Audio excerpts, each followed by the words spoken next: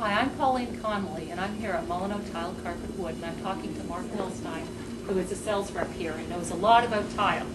And Mark, if I'm considering doing an outdoor patio, and I'm trying to pick a tile, is it possible to use the same tile in my outdoor patio and bring it into the house and have it in the house as well? Or is there a certain tile that's best for the outdoors and a certain tile that's best for the indoors? Yes, there's a specific tile that you would have to use in an exterior climate, and that would be a frost-proof porcelain body tile, Okay.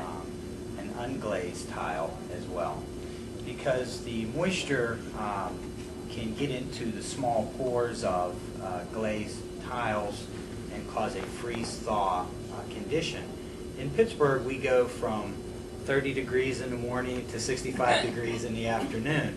And what that creates is an expansion of moisture in the pores of the tile. Mm-hmm. And that will cause a spalling or cracking of the glaze. So it must be an unglazed tile, it must be a fully vitreous porcelain body or clay product. However, some of the quarry tiles, as they're mostly known, which are full body clay tiles, are not frost-proof. They are frost-resistant. So they can also have some spalling and cracking over the course of time. The other thing that you have to be careful with is the texture, the skid resistance of the tile. Mm-hmm. You certainly want to put a tile like this, which is a frost-proof granite, with a high shine on an exterior application.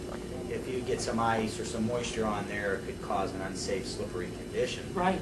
So what they come out with is tiles that have a stone appearance with a nice texture to them in a fully vitrified body that can be used in our application, exterior. Okay, when you say fully vitreous, what do you mean by that? What that means is that the color goes all the way through the body of the tile. The color that you see on the surface is the same as the color all the way underneath, versus a glazed tile, which is pretty much color on one side and the clay bisque or porcelain bisque on the back. Okay, and the advantage of that is that if it cracks, I'm guessing, is the advantage of that that if you have a little cracking, you'll still see the tile, you'll see the same color through? Or? Not necessarily. If you damage a tile, in most cases, you're going to replace it anyway. Right. The advantage is that the glazing does not crack off the surface of the bisque. You don't have a separation of the glaze. You don't have a layering effect. Now, they do press coloring into the fully vitrified porcelain tiles to give them a variation of color. Like you see here, you'll have each piece will be different, where they press coloring in there and compress it at high heat and bake it into the tile. The other thing we have to be careful in our climate is we can't do exterior installations over elevated wood. So you can't tile your deck. You need to go over a concrete base. And also, we would want to put a crack suppression membrane because the concrete is also subject to movement. Another thing you have to be careful with is the grouting. The tile may be frost-proof, but the grout in between is not. Okay. So exterior in Pittsburgh, ceramic tile is a risky thing at best.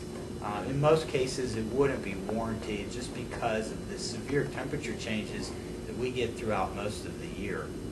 Okay, so I was actually thinking about that for my deck. That is not a good idea to put it on top of wood. Is that because the wood moves? Because the wood moves. So although the tile itself won't be affected by the elements, the substrate must be firm and stable.